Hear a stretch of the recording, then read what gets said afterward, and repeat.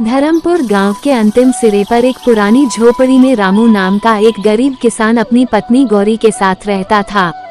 रामू बहुत ही मेहनती और ईमानदार व्यक्ति था। उसके पास एक छोटा सा खेत था जिसमें वो साल भर मेहनत करके अपने लिए अनाज उगाता था। उसके खेत में ज्यादा उपज नहीं होती, लेकिन फिर भी रामू ने कभी चोरी नहीं की, न ही किसी से धोखा किया। गांव में लोग उसे धरती पुत्र कहते थे क्योंकि वो मिट्टी से प्यार करता था और उसी से अपनी जिंदगी चलाता था। गौरी भी सीधी सादी महिला थी जो हर सुबह तुलसी के आगे दीप जलाकर भगवान से यही प्रार्थना करती, हे प्रभु, चाहे धन मत दो पर इज्जत और ईमानदारी कभी न छीनो। एक साल गांव में भारी सूखा पड़ा, महीनों बारिश नहीं हुई। रामू का खेत बंजर हो गया, भूखमरी की हालत हो गई।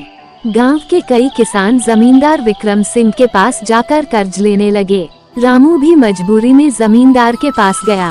विक्रम सिंह ने उसकी हालत देखकर हंसते हुए कहा, रामू, तुझे कर्ज तो दे दूंगा, पर बदले में अपना खेत गिरवी रख दे। रामू ने दुखी मन से खेत गिरवी रख दिया और थोड़ा अनाज लेकर घर लौटा। घर लौटते ही गौरी ने पूछा, रामू, क्या अब हमारा खेत हमारा नहीं रहा? रामू बोला, अभी नहीं गौरी, लेकिन जब फसल होगी तो ईमानदारी से मेहनत करके कर्ज चुकाएंगे, खेत जरूर वापस लेंगे। अगले साल अच्छी बारिश हुई। रामू ने जी तोड़ मेहनत की और खेत में गेहूं की शानदार फसल हुई। एक दिन जब वो खेत जोत रहा था, तभी हल्के फाल से जमीन के नीचे कुछ टकराया। रामू ने जैसे ही घड़ा उठाया, उसकी आंखें फटी की फटी रह गईं। उसमें सोने के सिक्के थे। रामू तुरंत अपनी पत्नी गौरी के पास गया। गौरी ने कहा, रामू, भगवान ने हमें इनाम दिया है, चलो जमींदार का कर्ज चुका कर खेत वापस ले लेते हैं। नहीं गौरी, ये घड़ा मेरा नहीं है, ये जमीन अभी जमींदार की है, मैंने गिरवी रखी है। अगर मैं इसे रखूं तो ये चोरी होगी। इतना कहकर रामू वो घड़ा लेकर सीधे जमींदार के पास गया। मालिक, ये आपके खेत से मिला है, इसलिए ये घड़ा आपका है। विक्रम सिंह अचंभित रह गया। आज के जमाने में ऐसा आदमी। उसने हंसते हुए कहा, रामू, तू मूर्ख है, इतना सोना पाकर भी लौटा दिया। मालिक, सोना लौटाने से पहले मैं खुद से आंख मिला सकता हूँ, यही मेरे लिए सबसे बड़ा धन है। जमींदार ने गंभीरता से उसकी आंखों में देखा।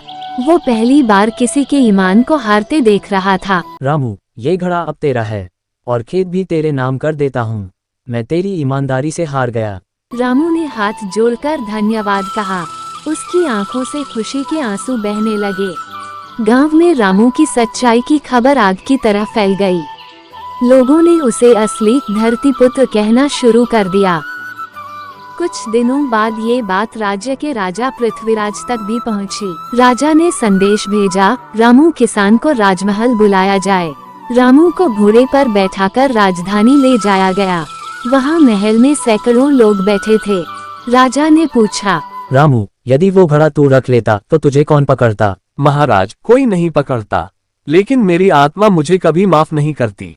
ऐसे ईमानदार नागरिक ही राज्य का असली खजाना है। राजा ने रामू को राज्य के ईमान के रक्षक की उपाधि दी और उसे एक बड़ा खेत, एक बैलगाड़ी और हर महीने एक पेंशन भी देने की घोषणा की।